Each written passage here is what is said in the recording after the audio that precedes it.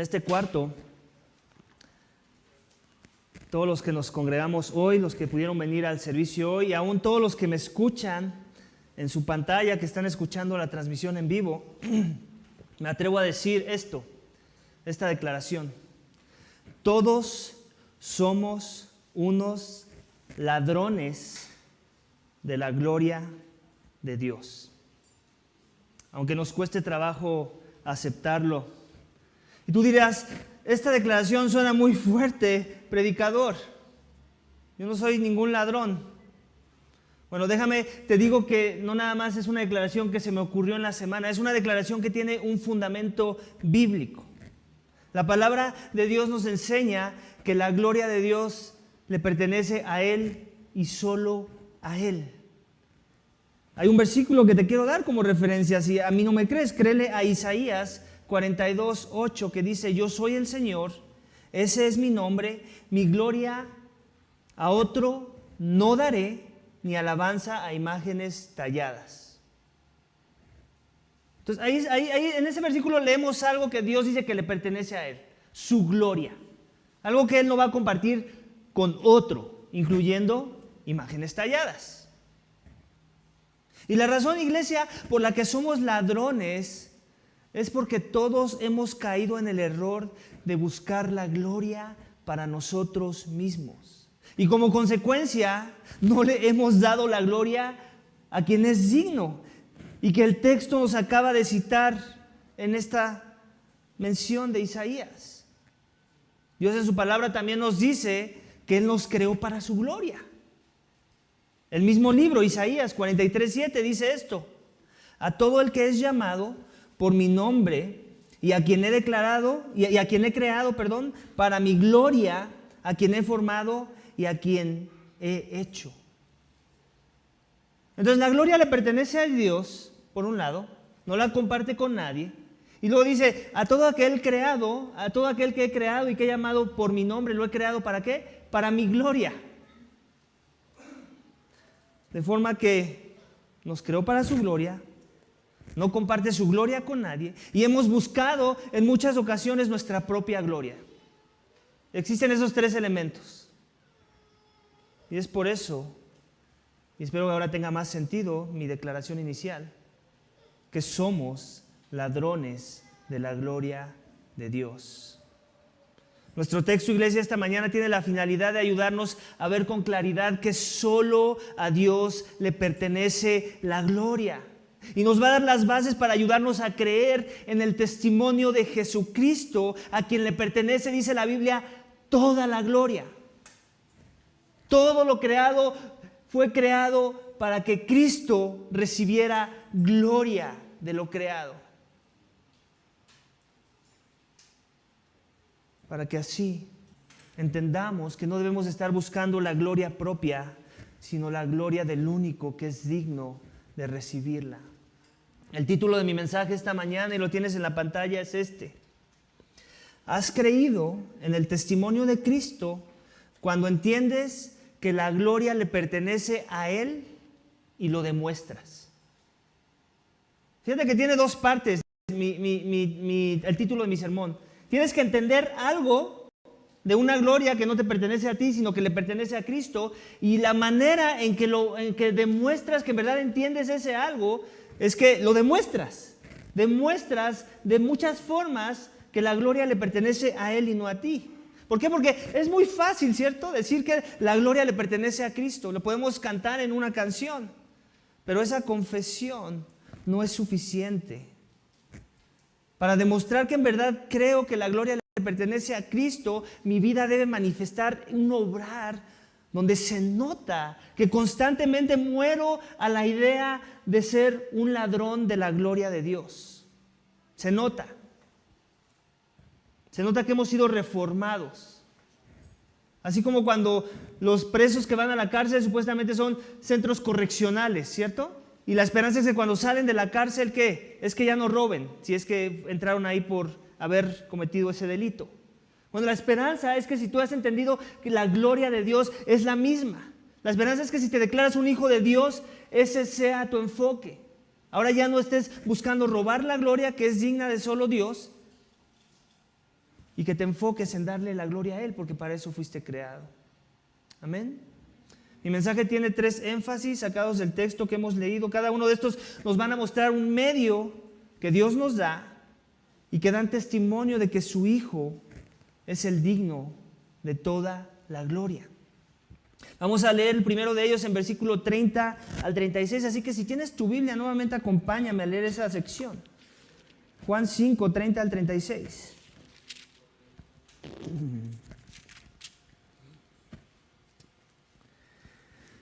Dice esto: yo no puedo hacer nada por iniciativa mía. Como oigo, juzgo, y mi juicio es justo, porque no busco mi voluntad, sino la voluntad del que me envió.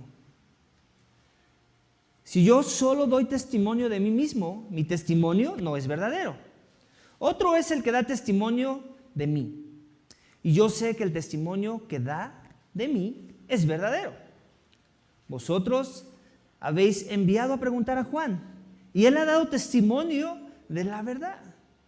Pero el testimonio que yo recibo no es de hombre, mas digo esto para que vosotros seáis salvos. Él era la lámpara que ardía y alumbraba, y vosotros quisisteis regocijaros por un tiempo en su luz.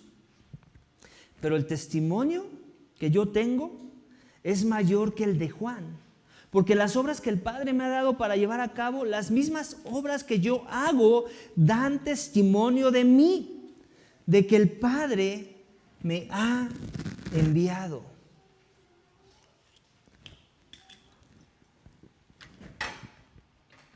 Todos, cierto, tenemos a alguien en quien confiamos. Por lo menos tienes a una persona, vamos a decirlo así, en quien confías. Y cuando tienes a alguien así, normalmente es a quien buscas cuando necesitas ayuda o necesitas algún consejo por algo que necesitas. Como voy a dar un ejemplo, suponiendo que te regalan un terreno o que compras un terreno y tú quieres construir la casa de tus sueños en ese terreno. Entonces sabes que necesitas un arquitecto, ¿cierto? ¿Y qué es lo que vas a hacer? Si no conoces un arquitecto, tú le vas a preguntar, confías y te puede recomendar un buen arquitecto, ¿cierto? Y suponiendo que conoces a 2 personas y las 2 personas te recomiendan a su arquitecto, quien ellos creen que te va a ayudar con la labor. Entonces ya tienes 2 opciones. Y supongamos que esos 2 arquitectos tienen el mismo currículum, los mismos estudios, la misma trayectoria, de forma que ahora, porque ya tienes dos opciones de dónde escoger, pero sabes que solo necesitas a una. Entonces, ¿cuál va a ser el factor determinante para que tú escojas a uno y rechaces al otro? No solo quién lo recomienda, porque se supone que si preguntaste a 2 personas, confías en que las 2 te van a dar una buena recomendación. Sus obras, ¿cierto? Es un arquitecto, la esperanza es que tiene algunos proyectos que ya ha hecho en el pasado y que esos proyectos van a avalar la recomendación que él hace de sí mismo sin palabras. Son sus obras. Tal vez vas a pedirle que te muestre algunos modelos, algunos prototipos o algunas obras que ya han sido hechas por su propia mente, por decirlo así, para que te las muestre y entonces te convenzan sus diseños y digas, wow, este me maravilla, wow, esto que veo me maravilla. Y entonces ahí es donde es el factor decisivo, ¿cierto? Las obras que te gusten más son las que te van a ayudar a elegir la persona en la que vas a confiar tu terreno para que construya una casa. Bueno, pues en el texto que acabamos de leer, vemos que Jesús habla mucho de esta idea del testimonio que otros tienen de Él para autenticar su deidad, su identidad. Algo que Juan en su evangelio ya ha venido haciendo desde el capítulo 1, versículo 1. Que el Logos era Dios, que estaba con Dios. De forma que esto provoque en los corazones de los hombres que queramos recibirla. O sea, el testimonio de Juan, el evangelista, ha venido seguido del testimonio del Juan, el bautista, y del testimonio de otros que han sido siendo reclutados conforme va avanzando la narrativa de la historia. Y todos tienen algo que decir con respecto a Jesús. Natanael dijo que él era el rey, por ejemplo. Y así vamos viendo que Jesús Juan en su evangelio quiere dejar bien en claro la identidad de la persona de Jesús, porque si no entendemos el origen de este Jesús, mucho de lo que Jesús tenga que decir no va a tener mucho sentido. Son dos aspectos que Jesús trae a la atención en este diálogo que tiene con personas que todavía están cuestionando su identidad, su audiencia original. Y también son dos aspectos que en esta sección tiene él que decir para nosotros con respecto a esa identidad. Primero nos dice esto, que alguien que da testimonio de quién es él es un hombre que es de fiar, como lo sería la persona a la que tú le pides consejo con ese arquitecto. Él sabe que Juan el Bautista tiene una buena reputación en la época, en el contexto en el que Jesús está hablando con estas personas. Pero no nada más se queda ahí, dice, él da testimonio de mí, pero hay algo que aporta a ese testimonio, y son mis obras. Jesús no tiene que abrir la boca, aunque la abre, claro. Sus obras deberían de ser un factor determinante, un factor que nos ayude a inclinar la balanza hacia creer en el testimonio de quién es Él. ¿Para qué? Para que le creamos, para que confiemos en Él, en la gloria que le pertenece a Él. De forma que el énfasis uno de mis sermones es este: Juan y las obras de Jesús dan testimonio de su deidad. Simple, ¿cierto? Juan y las obras de Jesús. Es lo que Jesús nos dice en la palabra, versículo 30 nuevamente. Dice, si yo doy testimonio de mí mismo, mi testimonio no es verdadero. ¿Por qué dice eso Jesús? ¿Acaso no todo sea el testimonio de sí mismo? Eso es lo que cuenta y no importa quién contradiga esa realidad.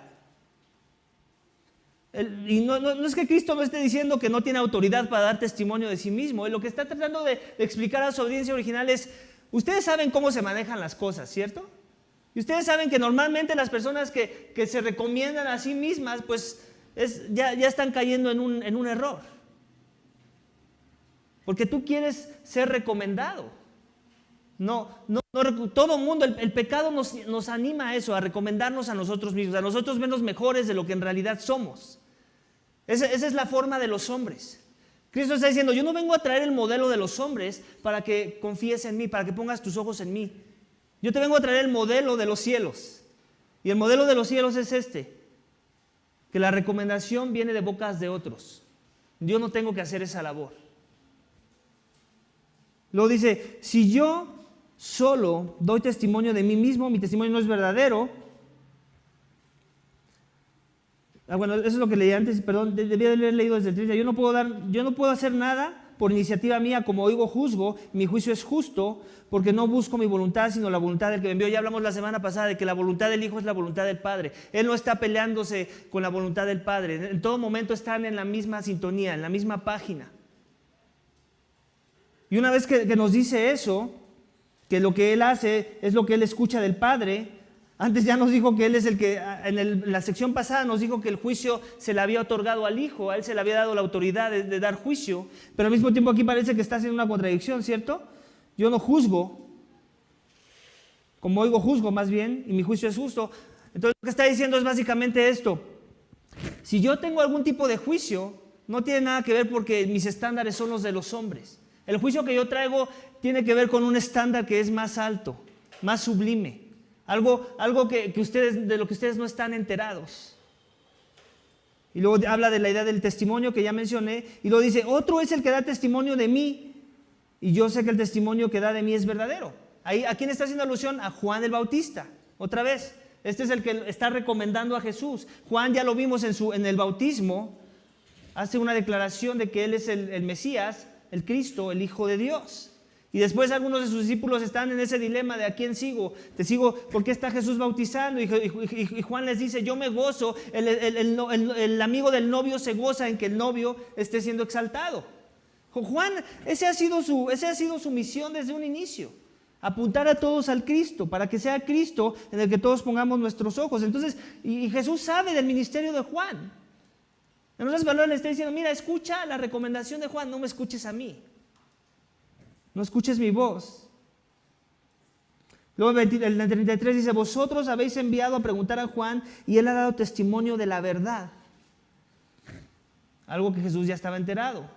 Que hay ese dilema entre a cuál de los dos gurús sigo. A este Juan, el raro, el que viste con pelo de camello y que come chapulines con miel. ¿O a este Jesús que convierte el agua en vino? ¿A quién sigo? Pero el testimonio que yo recibo no es de hombres, mas digo esto para que vosotros seáis salvos. Otra vez esa misma idea. Jesús está trayendo un momento controversial en su ministerio. Él está diciendo, todos sabemos que los hombres normalmente se exaltan. Aquellos que quieren obtener sus seguidores hablan muy bien de sí mismos. El testimonio que yo te estoy trayendo no tiene nada que ver con la exaltación propia, aunque sabemos que Él es digno de toda exaltación. Simplemente Cristo lo que quería dejar bien claro que su ministerio no tenía nada que ver con el ministerio de los hombres. Era un ministerio totalmente distinto, diferente. Y luego, ¿por qué lo dice? Me llama la atención esta parte. Mas digo esto para que seáis salvos. O sea, como diciendo, soy tan diferente, quiero que te des cuenta de la diferencia de mi ministerio en contraste con los ministerios de otros que se podrían proclamar a sí mismos Mesías, que era algo que en la época de Jesús ya había estado pasando. Gente que se había autoproclamado el Mesías, pero que hablaba de sí mismo. Jesús está diciendo, ¿puedes ver el contraste y la diferencia? ¿Sabes por qué quiero que veas esa pequeña diferencia? Para que veas la gran diferencia y entonces entiendas el tipo de salvación que yo vengo a ofrecer. Entiendas, al ver tú el contraste, puedas poner la confianza en todo lo demás que estoy a punto de decir y que ya dije. Dice, Él era la lámpara, refiriéndose a Juan el Bautista, que ardía y alumbraba. Y vosotros quisisteis regocijaros por un tiempo en su luz. Hablando del ministerio de Juan el Bautista. Recordemos que él tenía muchos seguidores, muchos se iban y se bautizaban, hasta los fariseos. Y luego dice, pero, hay un pero. El testimonio que yo tengo es mayor que el de Juan. Y Juan también dijo eso en otras palabras. Él debe crecer y yo debo menguar, yo debo disminuir. Porque las obras, aquí viene la segunda parte. Juan da testimonio de él, ¿cierto?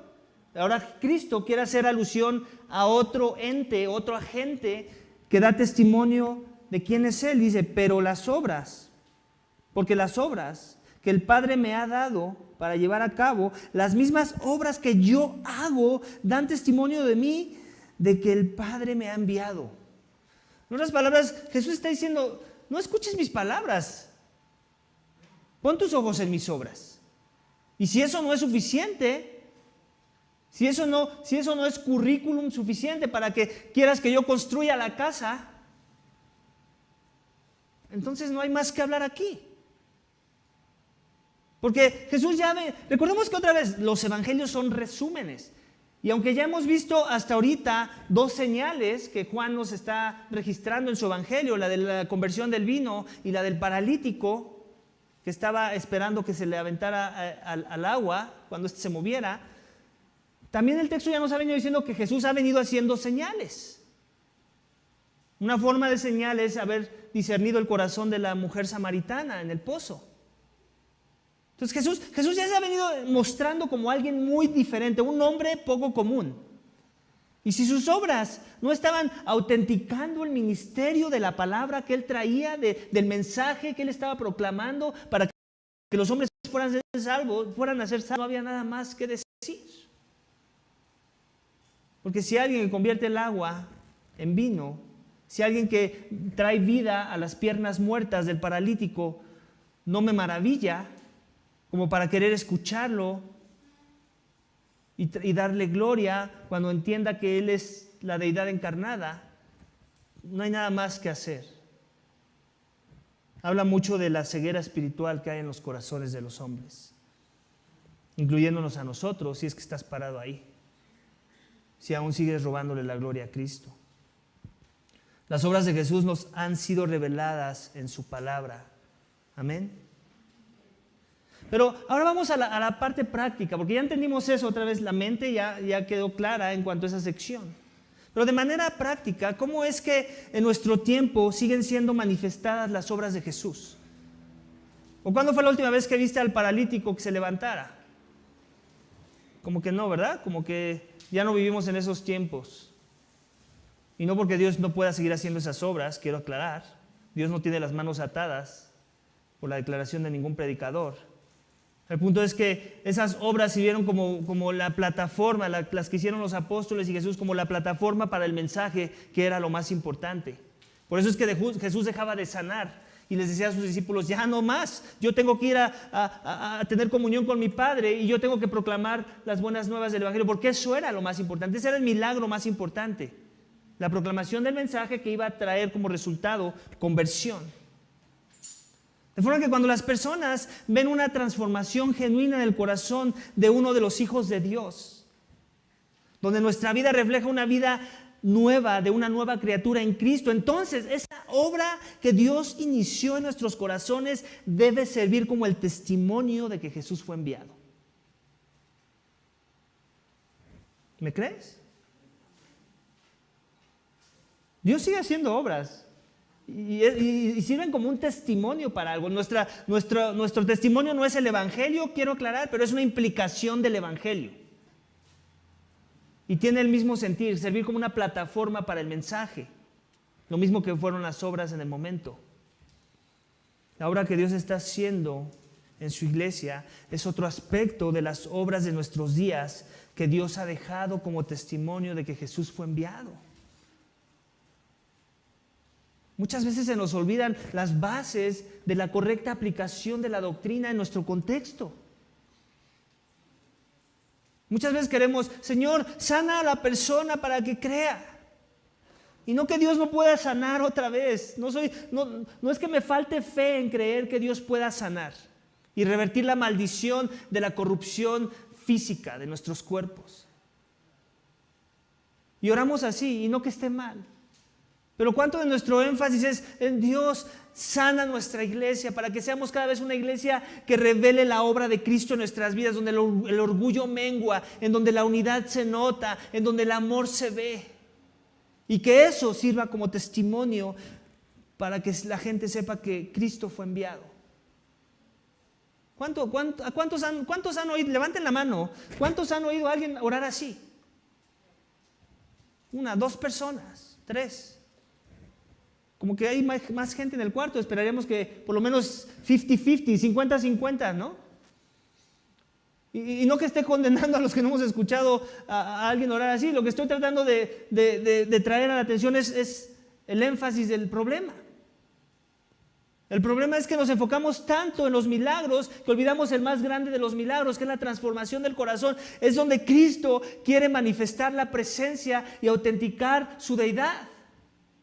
En Juan 17:21 nos dice: para que todos sean uno. Este es Cristo, la oración previa a ir a ser clavado a una cruz por culpa de nuestros pecados. Y le dice al Padre esto: para que todos sean uno como tú, oh Padre, estás en mí y yo en ti, también que ellos estén en nosotros, para que el mundo crea que tú me enviaste. Esforcémonos en ser una unidad en la iglesia. De forma que la unidad en el cuerpo local es una obra más que da testimonio de que Jesús fue enviado. ¿Cuánto de eso entretiene tu mente? ¿Cuánto de eso en verdad estamos buscando? ¿Cuánto de eso de manera intencional tú quieres ser un instrumento de unidad? Es por eso que cuando alguien se dice ser un hijo de Dios y no se está esforzando, no está trabajando en ser un instrumento de unidad en el cuerpo, tenemos que cuestionar si Dios inició una obra en el alma de esa persona. Ya que nuestro contexto de iglesia del siglo XXI son las obras que dan testimonio y siguen dando testimonio sobre quién es Jesús, que autentican su deidad. De forma que esta es la pregunta de aplicación: ¿cómo tu testimonio está manifestando el obrar de Jesús para que este sea un aspecto que aporta a que otros consideren a Jesús para salvación? Creo que es válido. La gente no podrá creer nada de lo que le digamos, pero que sus conciencias no los deje tranquilos de darse cuenta de que hay transformación genuina en nuestros corazones. Y que nosotros no seamos la piedra de tropiezo para que ellos consideren la salvación, esa que nosotros les proclamamos.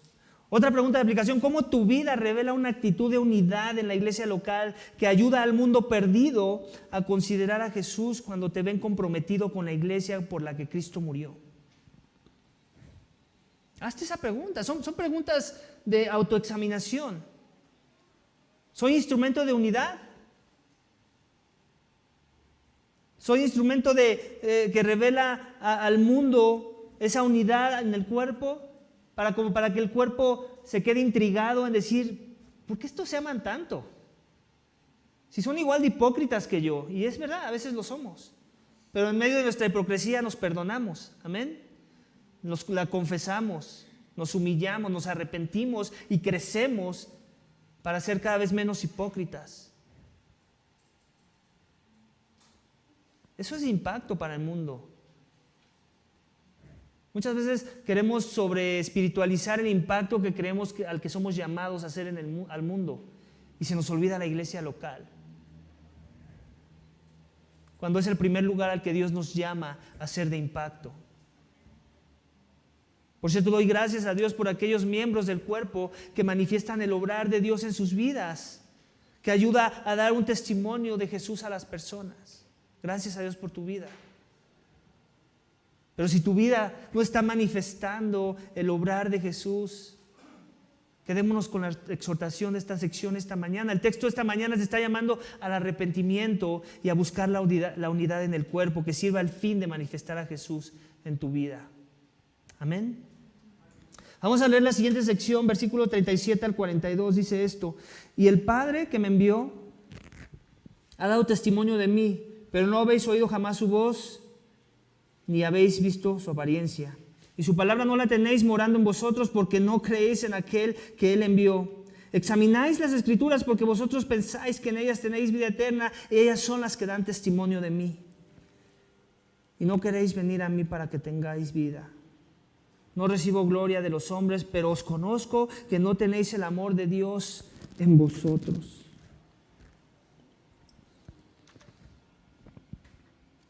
Estamos de acuerdo en que existe la posibilidad, ¿cierto?, de que me dé yo a la tarea de hacer una carta de amor para mi esposa y que el resultado final sea que yo le cause tristeza o dolor o algún tipo de enojo.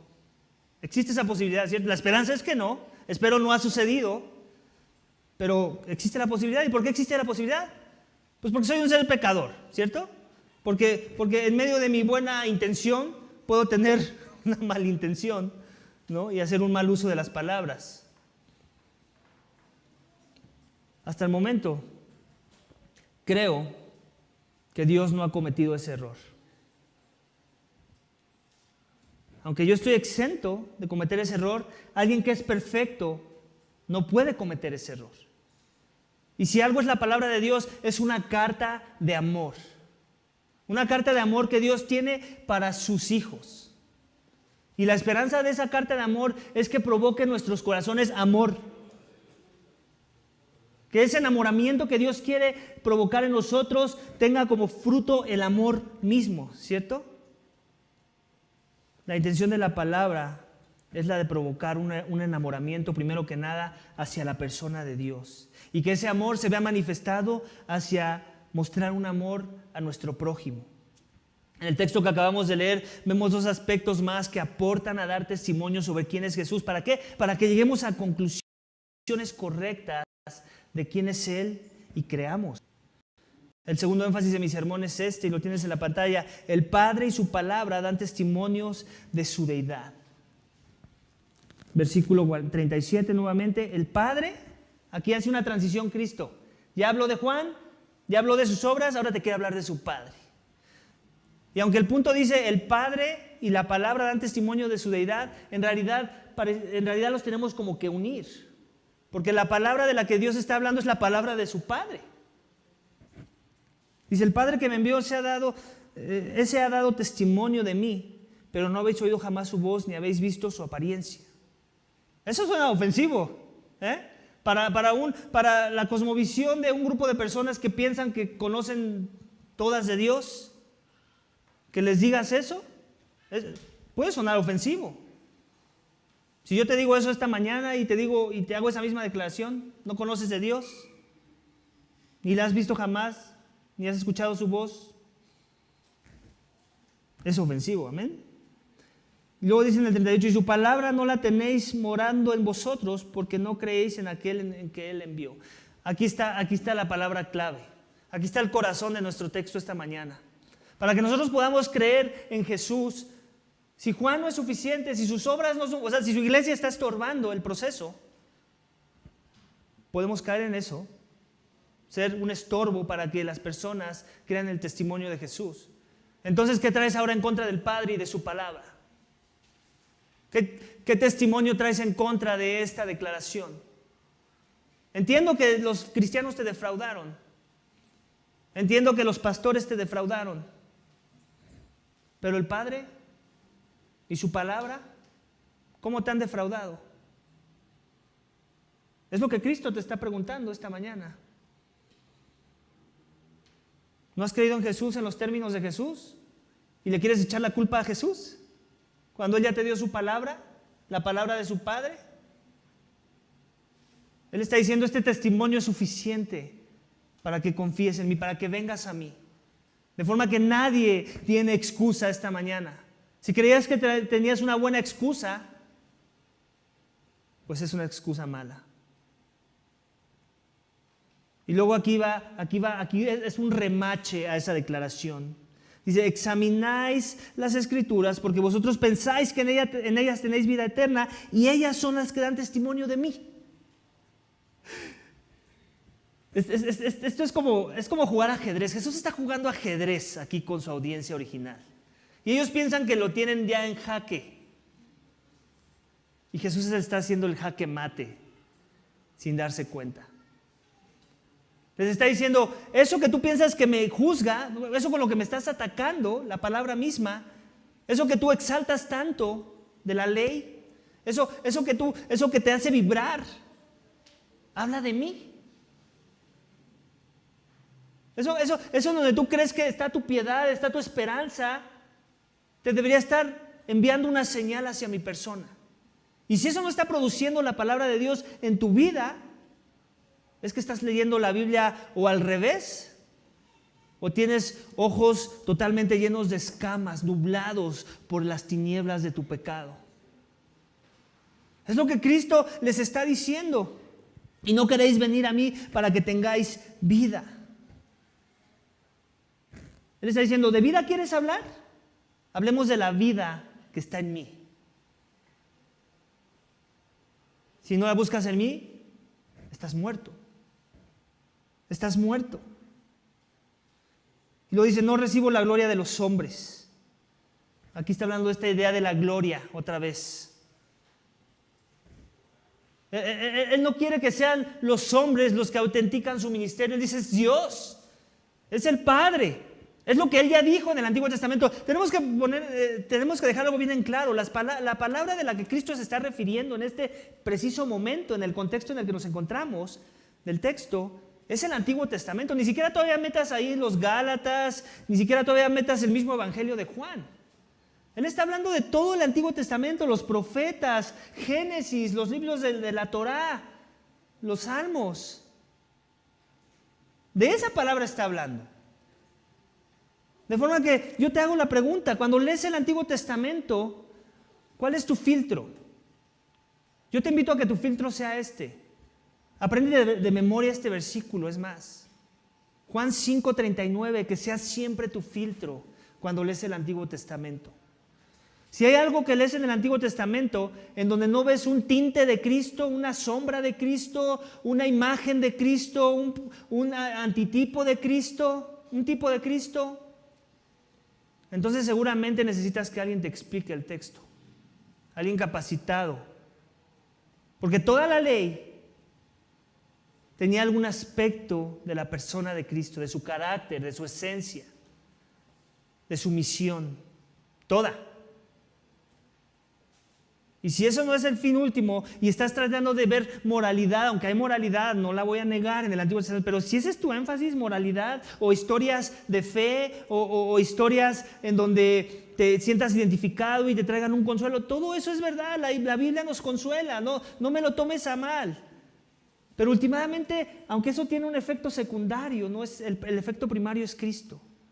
Y si no te estás llevando a Cristo del texto, entonces te estás perdiendo la mejor parte. De forma que cuando escuchas, ¿por qué es que decimos que tenemos un mensaje cristocéntrico? Porque Cristo dice que la Biblia es cristocéntrica. No es porque nos lo inventamos, no es porque esté de moda tener un mensaje cristocéntrico. Cristo nos lo dice, Él hizo esta declaración. Examináis las Escrituras porque vosotros pensáis que en ella tenéis vida eterna y ellas son las que dan testimonio de mí. ¿Te das cuenta? Tal vez ahorita en esta mañana te estés dando cuenta que te has perdido mucho de la Biblia. Y la razón es porque has llegado a la conclusión de que lo que has leído no te está llevando a Cristo, te está llevando a encontrar tu justicia en la ley tal vez, a sentirte más que los demás, a sentirte muy bueno, a sentirte muy moral, muy religioso. Si eso ha provocado de ti la Biblia, perdóname que te lo diga esta mañana, pero no has entendido nada. Si no es Cristo lo que te has llevado, si no es venir a sus pies lo que ha provocado, entonces estás leyendo mal. Al final habla del amor, ¿cierto? En esta sección. Dice, pero os conozco que no tenéis el amor de Dios en vosotros. Si algo debe provocar la Biblia en tu corazón, es que veas el amor de Cristo, el amor de Redentor hacia ti, y que eso provoque como un reflejo de que esa realidad ya es una experiencia en tu vida, amor hacia los demás. Entonces la prueba de fuego es el amor, siempre va a ser el amor. No me vengas con tu teología bien complicada de cómo vamos a qué cosas vamos a dar más énfasis de la moralidad que vemos en la Biblia. Si no hay amor, ¿qué dice Pablo? Pablo lo dice en palabras más bonitas, eres como un címbalo, ¿cierto? El amor es la prueba de fuego, aún en medio de tu moralidad. Hay una diferencia entre quiero guardar la moralidad que Dios me muestra en su palabra a que me siento mejor, me siento más sabio y más bueno porque la guardo mejor que los demás. ¿Te das cuenta de la diferencia? Y para que yo no esté en la categoría 2 y más bien me mantenga en la 1, necesito amor. Pero si el amor no ha llegado a mi vida, pues voy a ser un fariseo como los que Cristo está condenando en el texto. Juan 13:35 dice esto: en esto conocerán todos que sois mis discípulos si os tenéis amor los unos por los otros. Sencillo, ¿cierto? Cristo pudo haber dicho muchas cosas que serían verdad, porque escudriñas las Escrituras, porque tu teología es reformada, porque cantas canciones cristocéntricas, porque sirves en todos los ministerios de la iglesia. Y nada de eso puso Jesús. Puso algo más simple que todos podamos entender. Si tienes amor los unos por los otros, ahí se ve un discípulo mío. Y todo inicia aquí adentro, en el cuerpo local. Ya lo dije en algún sermón, muchos se afanan mucho, y no que esté mal, en amar a todo el mundo que no conoce a Jesús, pero no aman a nadie dentro de sus iglesias locales. Es no entender el concepto del amor. Cristo mismo pone prioridades en medio del amor. Dice primero a los de la familia de la fe. Y si no hay amor ahí, ¿quién te va a creer que hay amor allá afuera? Más bien es exaltación propia. Quieres la gloria. Quieres que los que se ven más malos te vean como el santo. Y no porque sean más malos que nosotros, sino porque ellos no tienen categorías para medir su maldad. Nosotros sí, la palabra de Dios nos la da. Así que, ¿a qué te está llevando la palabra de Dios? ¿Amar las reglas y la moral que encontramos en la palabra o amas a aquellos a los que Dios amó? ¿Amas la idea de una iglesia perfecta o amas a la iglesia imperfecta por la que Cristo derramó su sangre? ¿Amas más a tus preferencias que a los redimidos de Dios o viceversa? Yo no puedo, iglesia, decir que tengo vida en Cristo, que le conozco en su palabra, que he creído que el Padre envió al Dios hombre para morir por mis pecados si no hay amor en mi ser. Usando las palabras de Juan en su primera carta, nos dice esto en Juan 4:20, primera de Juan 4:20: si alguno dice yo amo a Dios y aborrece a su hermano, es mentiroso, porque el que no ama a su hermano, a quien ha visto, ¿cómo puede amar a Dios a quien no ha visto? Los hombres siempre van a hacer la prueba de fuego de que en verdad tengo una relación con Dios. ¿Cómo es mi relación con mi prójimo? ¿Es de amor o es de juicio? ¿Es de paciencia o es de juicio? ¿Es de misericordia o es de juicio? De forma que no podemos decir que amamos a Jesús y nuestra vida demuestra que no amamos a aquellos por los que Jesús murió. Amén. Así que, ¿cómo luce nuestro amor de manera práctica? Acuérdense que somos una iglesia que aterriza las cosas. No queremos que se queden las cosas en la mente nada más para que nos vanagloriemos y nos exaltemos. De manera práctica, ¿cómo luce esto? ¿Cómo es que yo demuestro el amor a aquellos que Jesús amó? No dejando de congregarme, ¿cierto? Empecemos por ahí, por lo más simple. Oremos con los que se congregan. Oremos por los que se congregan. Me uno al discipulado de la iglesia en los diferentes contextos en los que la iglesia ofrece un discipulado a sus miembros. Me uno. Eso es amor. Muchos piensan que es que me veo más humilde si no me uno ahí porque le doy el espacio a los demás. No, no funciona así. Si te crees tan sabio, entonces ven con mayor razón, porque entonces vas a edificar a los santos. No hay excusa. Así seas el más sabio de aquí entre nosotros. Si tú no vas a esas reuniones, ¿qué revela eso de ti? Que no hay amor, que hay orgullo, que te has envanecido. Busco la unidad en el cuerpo en medio del pecado.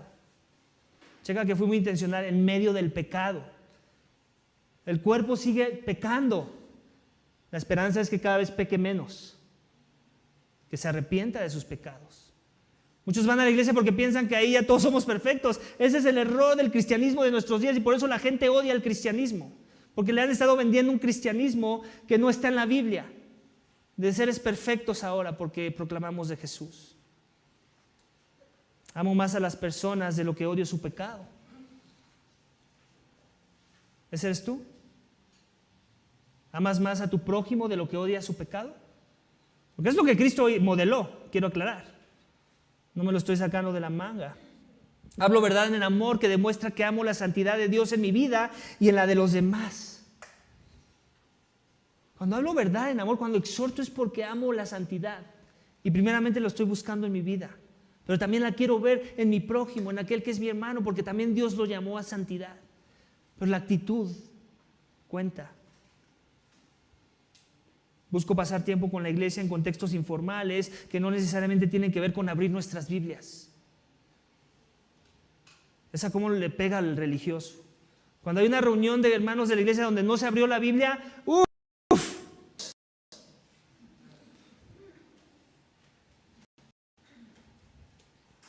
Comparto el Evangelio.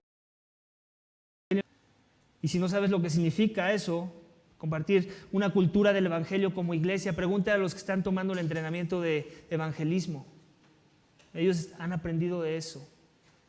Y la esperanza es que aprendamos de ellos. Estos son solo algunos ejemplos, amén. Hay más. Me puedo gastar otra hora del sermón en dar más ejemplos, pero con esos quedémonos. Y pongamos por lo menos uno en práctica. Empecemos a ejercitarnos en la piedad. Acuérdense que si Dios nos pide amar es porque no es algo que se nos viene natural. Si se nos viniera natural no sería un mandamiento. Y es un mandamiento.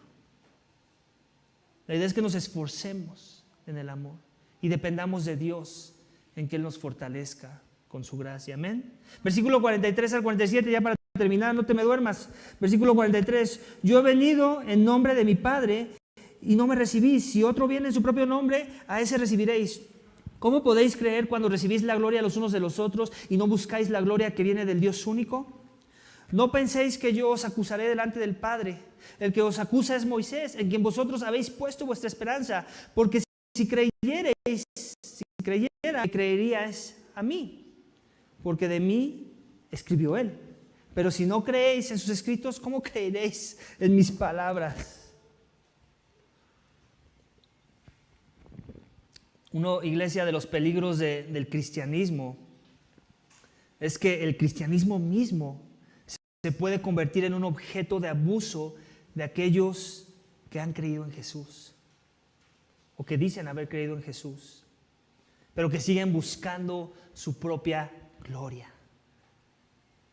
Lo que cambia ahora es que cuando este es el caso, cuando he usado el cristianismo como un objeto que va a servir mis propósitos y va a avanzar mi agenda, es que buscamos la gloria, pero ahora se ve piadosa la cosa. Ahora se ve todo bien piadoso y hasta me ayuda a exaltarme más ante los hombres. Y aunque eso se vea piadoso a los ojos de los hombres, quiero aclarar que es más detestable a los ojos de Dios. Más detestable de lo que era antes que ni siquiera abrías tu Biblia.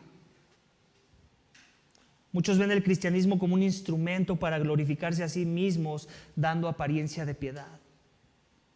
Y cuando se revela que esto es verdad, quiero dar algunos ejemplos. Cuando no nos dan lo que estábamos buscando dentro de la iglesia, por ejemplo. Cuando nos ponen en plataformas que no son la plataforma de mis sueños, por ejemplo. Cuando no toman en cuenta todas mis ideas y todos mis comentarios. Cuando no dan énfasis a las cosas que me gustaría que se le dieran énfasis, pero que son secundarias. Iglesia, para detectar este tipo de personajes dentro del cuerpo, hay que pasar tiempo con las personas. Porque todos somos buenos en tratar de aparentar piedad. Esa es parte de la inclinación del pecado. Pero la piedad también tiene sus pruebas de fuego. Y la única forma en la que la vamos a detectar, la falsa piedad, es si pasamos tiempo con las personas. De forma que no cometamos el error, iglesia, de ser ingenuos en no considerar que alguien ha tomado el estandarte de Cristo y de la santidad con el fin de glorificarse a sí mismo y no a Cristo. Sucede mucho y todos los días, en todo tipo de iglesia. Es por ese tipo de ingenuidad que la iglesia evangélica de nuestros días está como está, iglesia. Nos conformamos con cualquier cosa. La Biblia nos dice: examinaos los espíritus para ver quiénes son de la fe, y nosotros ignoramos ese mandamiento. El último énfasis de mi mensaje es este, iglesia: no creo en su testimonio cuando busco la gloria propia. Ese es el contraste. Para creer en el testimonio tengo que poner mis ojos en la gloria de Dios. ¿Y cuándo revelo que no están mis ojos en la gloria de Dios? Cuando estoy buscando la gloria propia. Ese es el contraevangelio. Eso es por lo que Cristo vino a morir por los pecados. Cuando pienso que la ley me justifica, cuando pienso que mis obras son suficientes, cuando pienso que tengo que añadir algo a la obra redentora de aquel que fue clavado en una cruz y que murió por los pecadores sucios como yo, que necesitaban algo más que buenas obras para ser salvos. Ese es el evangelio esta mañana, escúchame bien. No sé cuál sea tu ley, si sea la ley de los judaizantes que quieren que guardes el sábado o que te circuncides o que dejes de comer ciertos alimentos, o si es tu propia ley que te has formado, de que has escogido lo que te gusta y lo que no te gusta de la palabra de Dios y tienes tu propia moralidad que quieres que todo el mundo se someta a ella. Sea cual sea las cosas o los medios en los que tú has elegido ser justificado delante de Dios, quiero traerte buenas noticias y malas noticias hoy. Que tu ley es basura, no sirve, ni tú mismo la guardas, si eres honesto. Necesitas algo más grande, una justificación más sublime, y ese es Jesús. El que vino a vivir la vida perfecta que tú no pudiste vivir, quien es el cumplimiento de la ley. ¿En qué? En dos formas: en que vino a cumplir las demandas de la ley, toda la moral, todo lo que la ley demandaba, pero también en esta otra forma, en que la ley hablaba de Él. Y en Él se estaba cumpliendo todas las profecías. Todas las profecías. Él era el verdadero descanso. Él es el verdadero pan de vida. Todo lo que Juan nos va a decir más adelante, Él era. En ese otro sentido se está cumpliendo la ley con Jesús. De forma que cuando Él dice que Él es el cumplimiento de la ley y que Él no vino a abrogar la ley, sino a cumplirla, no pienses: ya ves, tengo que cumplir los 10 mandamientos. No. No vayas a ese lugar, al del religioso. Jesús se está refiriendo a que Él no vino a quitar ninguna tilde, ninguna coma, porque todas las comas y todas las tildes apuntan a Él. Él vino a cumplir todo en su persona. Como diciendo, la ley era la sombra del árbol, yo soy el árbol. Es lo que Él quiere decir. Y si quieres hablar de mandamientos, vete a todas las bienaventuranzas. De esos mandamientos es a los que quiere que te someta, que ames a tu enemigo, que te consideres un pobre de espíritu, que te goces en la persecución. De eso está hablando Jesús. Y todo tiene un fundamento en el amor por Dios primeramente. Amén. Así que si no has creído en este Jesús, si has estado si has estado tratando de buscar tu justificación en las obras de justicia, que son obras muertas y trapos de inmundicia a los ojos de Dios, porque ni tu mejor obra ha sido totalmente limpia. Todas vienen con un tinte de pecado. Todas. Necesitábamos la sangre del Cordero. Él vino a pagar por tus pecados. Él vino a vivir la vida que tú no pudiste vivir. Él resucitó al tercer día y es ahí donde Él quiere que pongas tu esperanza. En esa resurrección, en esa muerte, en esa vida perfecta que te justifica delante de los ojos de Dios. Amén. Arrepiéntete de tus pecados y ven a Él esta mañana. Ven a Él, pero confía solo en Él. Y si tu confianza no está solo en Él, en su obra redentora en la cruz, tú sigues muerto. Tú sigues muerto. Así que, por último, como de manera aplicacional, ¿cuánto de lo que dices, que haces, o lo que haces y manifiestas, está buscando la gloria de Jesús en tu vida? ¿Cuánto de lo que dejas de hacer manifiesta que estás buscando la gloria de Jesús en tu vida? ¿Cuánto de lo que hablas con otros para discipularlos es para que te amen más a ti o para que amen más a Jesús? ¿Cuál es el efecto que quieres provocar en ese servicio? Iglesia, la marca del verdadero creyente es la humildad, y esta siempre se manifestará no en que el creyente busque su gloria propia. A eso morimos, para eso Dios nos salvó, sino que la dará a la persona correcta. Fíjate, Cristo no te está diciendo que no busques gloria, te está diciendo que la pongas en el lugar correcto. Sí, busca gloria, pero para que Él se lleve la gloria. Hemos creído porque nuestro testimonio da evidencia de la obra de Cristo en nuestros corazones. Donde ahora hay amor, buscamos la unidad, todo lo hacemos para la gloria de Dios, como dice 1 Corintios 10:31.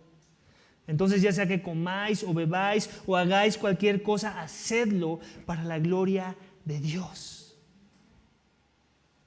De forma que si en verdad hemos creído, dejaremos de ser ladrones de la gloria de Dios y daremos gloria a su Hijo en todas las formas que ya se mencionaron en el pasaje, ya que el rendir gloria a aquel que es digno se demuestra. No solo se dice, demostramos con nuestra conducta que no somos nada y que Jesús es todo. Tú no eres nada esta mañana, yo no soy nada. Jesús es todo. Demostrémoslo, amén. Vamos a orar. Padre, te damos gracias. Gracias porque tú has sido claro en tu palabra, Señor. Padre, tu Hijo dice que no busca su gloria porque no hay nada que tenga que buscar. De Él emana la gloria. Él mismo es gloria. Él es glorioso. Más bien nosotros tenemos que realinear nuestros ojos a la gloria correcta.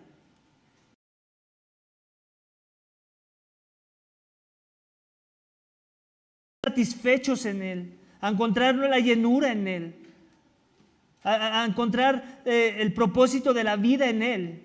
Ayúdanos a vivir para Él y manifestar con nuestras vidas que en verdad creemos que la gloria le pertenece a Él. Ayúdanos a ser una iglesia que se humilla ante ti, que como Juan el Bautista está buscando que Cristo sea exaltado, que Cristo sea el que crezca y nosotros disminuir, nosotros menguar. Padre, perdónanos por todas las veces que hemos buscado la gloria propia. Perdónanos por todas las veces que hemos dicho, sí, Cristo es el Señor, sí, Él es el Salvador, pero nosotros estamos queriendo traer la atención de las personas hacia nosotros. Señor, ayúdanos a identificar las áreas donde seguimos cayendo en el error, para que nos arrepintamos y para que busquemos un camino en un rumbo mejor, para traer gloria a tu nombre. Te lo pedimos y te damos gracias en el nombre de tu Hijo amado, Cristo Jesús.